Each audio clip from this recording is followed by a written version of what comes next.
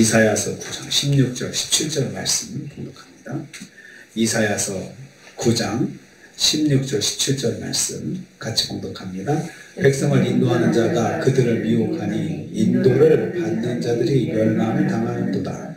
이 백성이 모두 경건하지 아니하며 악을 행하며 모든 입으로 망령되임하나니 그러므로 주께서 그들의 장정들을 기뻐하지 아니하시며 그들의 고아와 과부를 긍휼히 여기지 아니하시리라. 그럴지라도 여호와의 진노가 돌아서지 아니하며 그의 손이 여전히 펴져 있으리라. 아멘. 아멘. 오늘 말씀은 북이스라엘 정치, 종교 지도자들의 죄악과 백성들의 죄악에 대해서 말씀하시는 것을 내용을 하고 있습니다. 지도자들은 백성들을 미혹하였다 했습니다. 16절 말씀입니다. 백성을 인도하는 자가 미혹하였다 라고 했습니다. 정치 지도자들과 종교 지도자들은 일반 백성들과 비교할 수 없는 큰 책임을 가지고 있는 사람들입니다. 그들은 백성들을 의로운 길로, 축복의 길로 인도해야 할 책임이 있습니다. 그 책임을 다하지 못하면 지도자라고 할 수 없습니다. 그런데 그들은 백성들을 그릇된 길, 불행한 길로 인도했습니다. 인도를 받는 자들이 멸망당하게 하였다. 이렇게 말씀하고 있습니다. 인도하는 사람들이 잘못 인도해서 인도받는 백성들이 멸망을 당하게 그냥 그렇게 이끌어 주었다는 것입니다.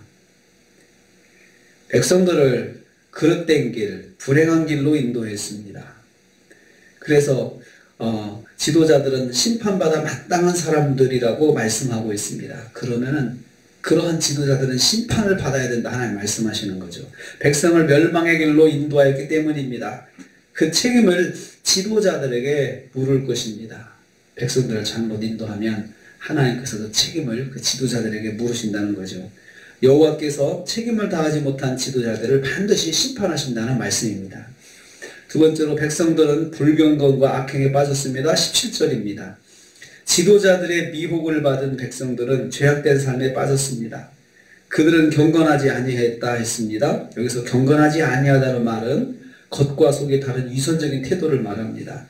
말로는 하나님을 존경한다고 떠들면서도 그 마음은 하나님께서 먼 이중적인 삶을 살았다는 말씀이 됩니다.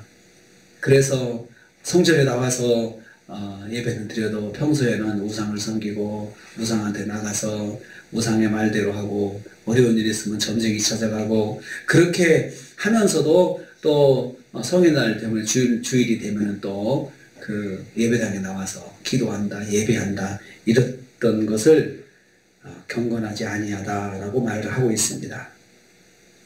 그들은 악을 행하였다 했습니다. 악을 행하다는 말은 사람끼리 서로 괴롭히고 근심거리를 줄 수 있는 행동을 한다는 걸, 괴롭히는 행동, 사람을 괴롭게 하는 행동. 그러니까 그 일을 통해서 사기를 친다든지 거짓말을 한다든지 욕을 한다든지 이런 것들을 말하겠죠. 그리고 사람들과 만나서 괜히 만나고 나면 근심이 생겨 서로가 근심을 끼치는 그런 행동을 하는 것입니다.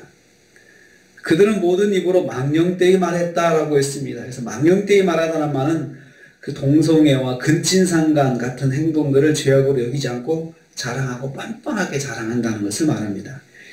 이런 죄악들을 용납하는 패역한 언어 생활로 하나님께 정면 도전했던 것입니다.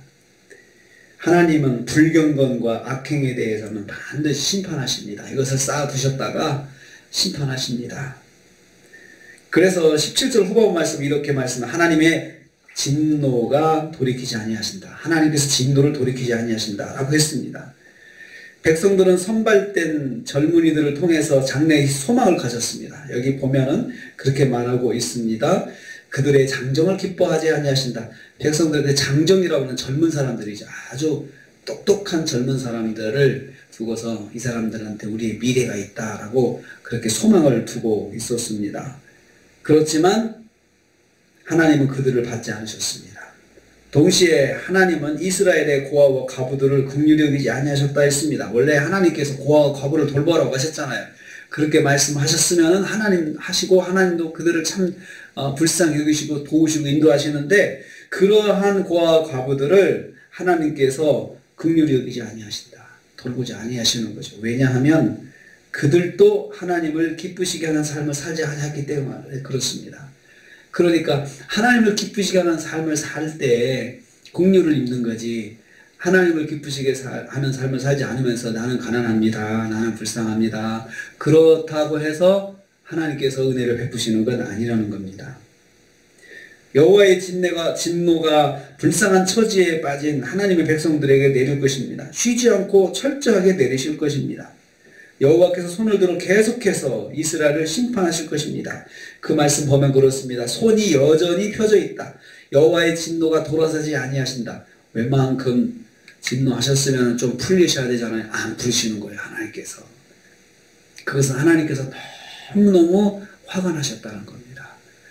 그래서 백성들을 심판하시면서도 마음이 풀리지 않으시는 거예요.